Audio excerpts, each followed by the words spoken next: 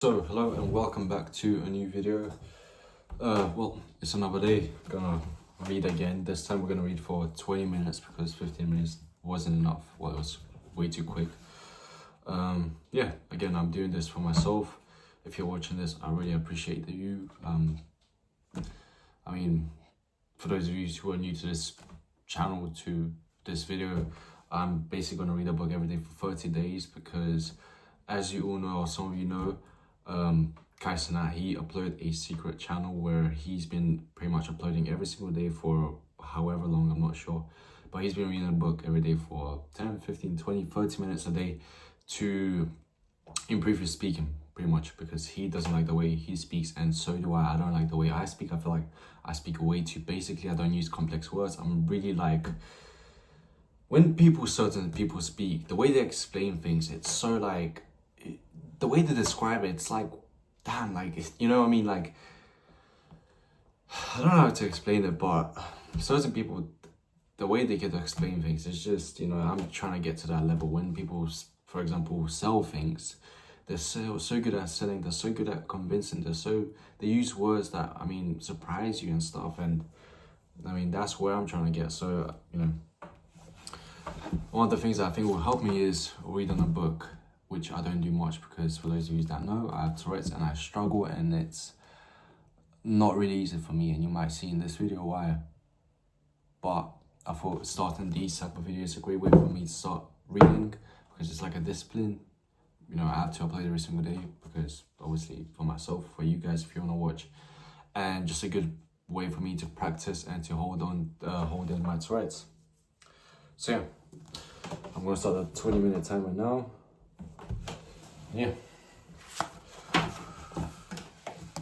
One day, Julia realized that if she didn't do it now, she would never do it. The realization, legitimate or not, would just continue to add up and make it harder to convince herself that escape was possible. 1 year of preparation, one 30-day trial run with her husband later, they set sail on the trip of a lifetime. Julia realized almost as soon as the anchor lifted that, far from being a reason not to travel and seek adventure, children are perhaps the best reason of all to do both.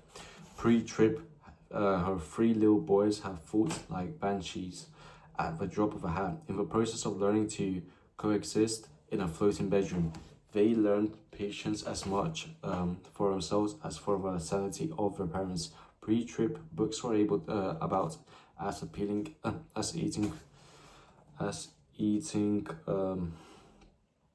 sand. Okay, sand.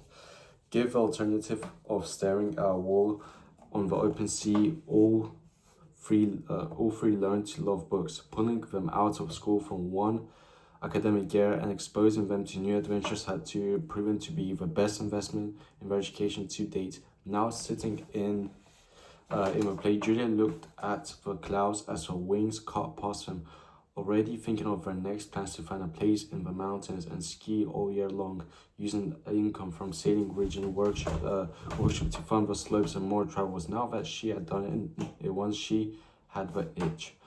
Lifestyle design in action. I was done with driving across town to collect my son from childcare, only to slide across icy highways, trying to get back to work with him to finish my work. My mini retirement brought us both to live at an alternative boarding school full of creative lifestyle. Redesigning children and staff is in a gorgeous Florida forest with a spring-fed pond and plenty of sunshine. You can easily search for alternative schools at traditional schools that might accept you, your children during your stay. Alternative schools often see themselves as supportive community and are exceptionally welcome. You might even find an opportunity to work at a school where you could experience a new environment with your children. Tim, your book and blog have inspired me to quit my job, write 2 ebooks, skydive, backpack through South America, sell all the culture in my life, and host an annual convention of world's top dating instructors. My primary business venture, 3rd year running. The best part, I can't even buy a drink yet. Thank you so much, bro. Rules, the the rules. Wait, rules that change the rules. Everything popular is wrong. I can't give you a surefire formula for success, but I can give you a formula for failure. I can't give you a surefire formula for success, but I can give you a formula for failure. Try to please everybody all the time. Herbert Payard Swap, American editor and journalist. Whatever that's, I guess, the names. Everything popular is wrong. Beating the game, not playing the game. In 1999, sometime after quitting my second unfulfilling job and eating peanut butter sandwich for comfort, I won the gold medal at the Chinese kickboxing Sanshu National Championship. It wasn't because I was good at punching and kicking. God forbid, that seemed a bit dangerous, and considering I did it on a dare and had 4 weeks of preparation. Besides, I had a watermelon head. It's a big target. I won by reading rules and looking for unexploited opportunities, of which there were 2. Weigh-ins were the day prior to competition. Using dehydration techniques commonly practiced by elite powerlift and Olympic wrestlers, I lost 28 pounds in 18 hours. Weighed in at 165 pounds and then hyperhydrated back in 193 pounds. It's hard to fight someone from 3 weights class above you. Poor little guy. There was technically in the fine print. If one combatant fell off an elevated platform 3 times in a single round, his opponent won by default. I decided to use this technique as my principal technique and push people off. As you might imagine, they did not make the judge the happiest Chinese I've ever seen. For result, I won all my matches by technical knockout, TKO, and went home national champion. Something 99% of those with 5 to 10 years of experience have been unable to do. But isn't pushing people out of a ring, pushing the boundaries of ethics? Not at all. It's no more than doing the uncommon within the rules. The important distinction is that between official rules and self-imposed rules. Consider the following example from the official website of Olympic movement. The 1968 Mexico City Olympics marked the international debut of Dick Fosbury and his celebrated Fosbury flop, which would soon revolutionize high jumping. At that time, jumpers swung their outside foot and over the bar. The bar called was straddled. Much like a hurdle jump, it allowed you to land on your feet. Fosbury technique began by racing up to the bar at a great speed, taking off from his right or outside foot, then twisting his body so that he went over the bar head first with his back to the bar. While the coach of the world shook their head in disbelief, the Mexico City audience was absolutely captivated by Fosbury and shouted "Ole!" as he cleared the bar. Fosbury cleared every height through 2.22 meters without a miss. Most people will assume this type of weight manipulation is impossible, so I've provided sample photographs of the website. Do not try this at home. I did it all under medical supervision. Okay. And then achieved a personal record 2.224 meters to win gold medal. By 1980, 13 of the 16 Olympic finalists were using the Fosbury flop. The weight cutting technique and off-platform frame I used are now standard features of Sanshu competition. I didn't cause it. I just foresaw it as inevitable, as did others who tested this superior approach. Now it's par for the course. Sports evolve when sacred cows are killed, when basic assumptions are tested. The same is true in life and in lifestyle. Challenging the status quo and being stupid. Most people walk down the street on their legs. Doesn't that mean I walk down the street on my hands? Do I wear my underwear outside my pants in the name of being different? Not usually, no. Then again, walking on my legs and keeping my thongs on the inside have worked just fine thus far. I don't fix it if it isn't broken. Different is better when it is more effective or more fun. If everyone is defying a problem or solving it one way and the result are subpar, this is the time to ask, what if I did the opposite? Don't follow a model that doesn't work. If a recipe sucks, it doesn't matter how good a cook you are. When I was in the data storage sales, my first gig out of college, I realized how much cold calls didn't get to the intended person for one reason. Gatekeepers, if I simply made all my calls from 8 p.m., from 8 to 8:30 a.m. and 6 to 6:30 p.m. for a total of 1 hour, I was able to avoid secretaries and book more than twice as many meetings as the senior sales executive who called from 9 to 5. In other words, I got twice the result from 1/8 the time. From Japan to Monaco, from global trotting, single mother to multimillionaire race car driver. The basic rules of success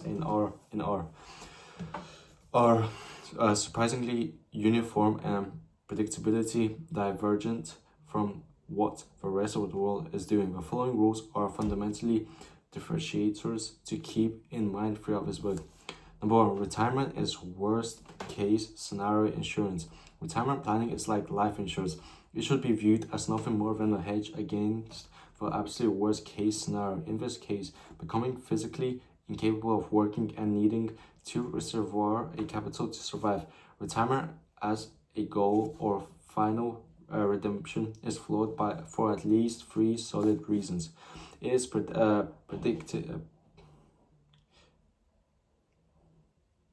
predicated on the assumption that you dislike what you are doing during the most physical capable years. It is it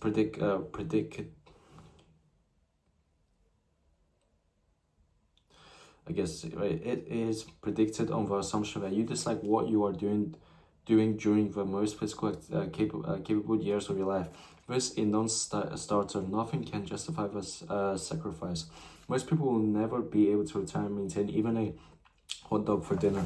Standard of living, even 1 million is chump change in a world where traditional retirement could span 30 years and inflation lowers your purchase power 2 to 4% per year. The math doesn't work. The goal of the global years become lower middle class life revisited. That's a bittersweet ending. If the math doesn't work, it means that you are one ambitious, hardworking machine. If that doesn't case, guess what? 1 week into retirement, you'll be so damn bored that you'll want to stick bicycle spokes in your eyes. You'll probably opt to look for a new job or start another company. 1 week into retirement, you'll be so down. Kind of defeats the purpose of waiting, doesn't it? I'm not saying don't plan for a worst case. I've maxed out 408 1Ks and IRAs. I use primarily for tax purposes, but don't mistake retirement for a goal. Number two, interest and energy are cyclical. Okay, if I offered you $10 million to work 24 hours a day for 15 years and retire, would you do it? Of course not. You couldn't. It is unsustainable, just as what most define as a career. Doing the same thing for 8 hours per day using your breakdown or having enough cash to permanently stop. How else can my 30-year-old friend all look like a cross between Donald Trump and Joe Rivers? It's a horrendous premature aging fueled by triple bypass frappuccinos and impossible workload, alternating periods of activities and rest are necessary to survive, let alone thrive. Capacity, interest, and mental endurance all you're tired, bro. Endurance, all wax and one. Plan accordingly. The NR aims to distribute mini retirement throughout the life instead of hoarding the recovery and enjoyment for fool's goal of retirement. By working only when you are most effective, life is both more productive and more enjoyable. It's a perfect example of having your cake and eating it too. Personally, I now aim for 1 month of overseas relocation or high intensity learning, tango fighting, whatever, for every 2 months of work project. Less not laziness. Doing less meaningless work so that you can focus on things of greater personal importance. It is not laziness. This hardened for most to excel because our culture tends to reward personal sacrifice instead of personal productivity. Few people choose to or are able to measure the result of their action, first measure their contribution in time. More time equals more self-worth and more reinforcement from those above and around them. Few people choose to or are able to measure the result of their action and first measure their contribution in time. More time equals more self-worth and more reinforcement from those above and around them. The NR, despite fewer hours in the office, produces more meaningful result than the next dozen non-NR combined.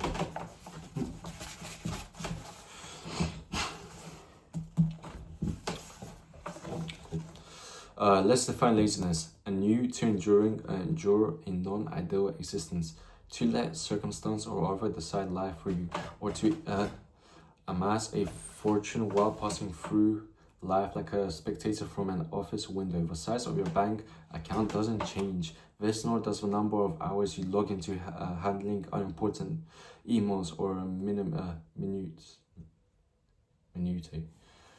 Okay. Focus on being productive instead of busy. The timing is never right. I once asked my mom how she decides when to have her first child, little or me. The answer was simple. It was something we wanted and we decided there was no point in putting it off. The timing is never right to have a baby, and so it is. For all the most important things, the timing always sucks. Waiting for a good time to quit your job.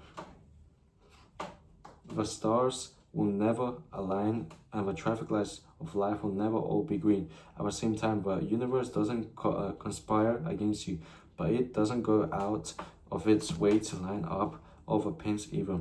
Conditions are never perfect. Someday is a disease that will take your dreams to the grave with you. Pro-cons lists are just as bad. If it's important to you and you want to do it, eventually just do it and correct course along the way. Ask for forgiveness, not permission. If it isn't going to devastate those around you, try it and then justify it. People, whether parents, partners, or bosses, deny things on an emotional basis that they can learn to accept after the fact. If the potential damage is moderate or in a way reversible, don't give people a chance to say no. Most people are fast to stop you before you get started, but hesitate to get in the way if you're moving. Get good at being a troublemaker and say sorry when you really screw up. Emphasis: strengths. Don't fix weakness. Most people are good at a handful of things and utterly miserable at most. I'm great at product creation and marketing, but terrible at most of the things that follow. My body is designed to lift heavy objects and throw them, and that's it. I ignored this for a long time. I tried swimming and looked like a drowning monkey. I tried basketball and looked like a caveman. Then I became fighter and took off. It is far more lucrative to leverage your strength instead of attempting to fix all the chinks in your armor. The choice is between multiplication of result using the strengths and incremental improvement, fixing weaknesses that will at best become mediocre. Focus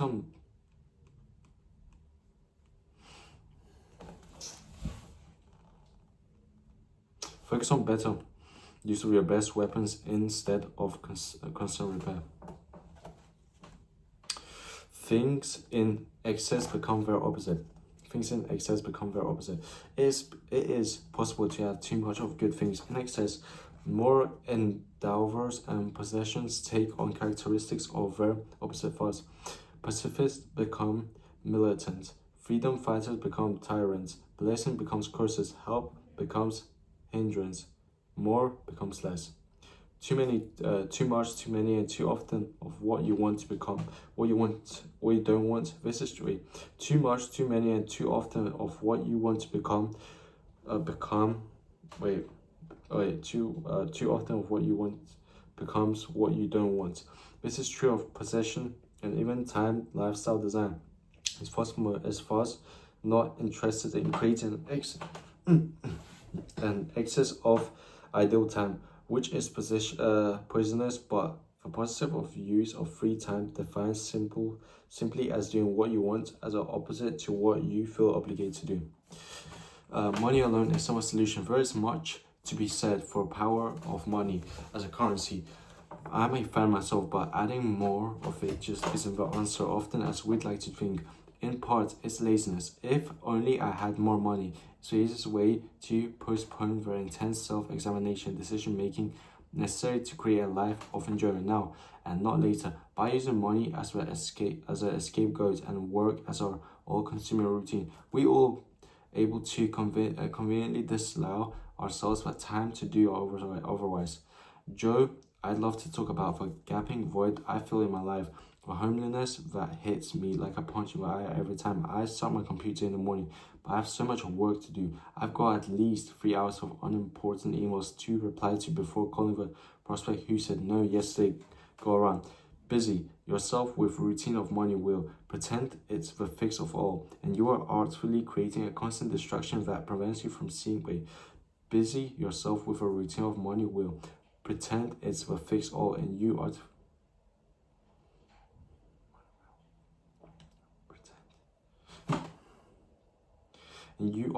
artfully create a constant distraction that prevents you from seeing just how pointless it is. Deep down, you know it's all an illusion, but with everyone participating in the same game of make believe, it's easy to forget. The problem is more than money.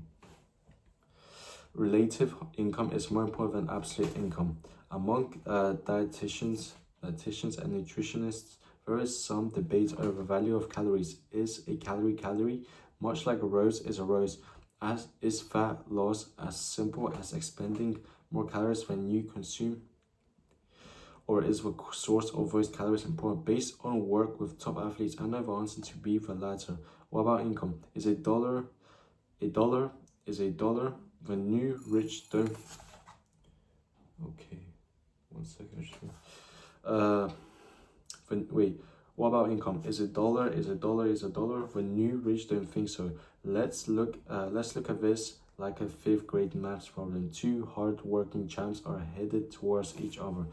Champ A moving at 80 hours per week, and Champ B moving at 10 hours per week. We'll read this tomorrow. Okay, so that's it. That's 20 minutes right there. Gonna do another video tomorrow. We're gonna continue this for another 28 days. Yeah, pretty much. For those of you that watched this full video, I really appreciate it, and I hope to see you in the next video. Bye.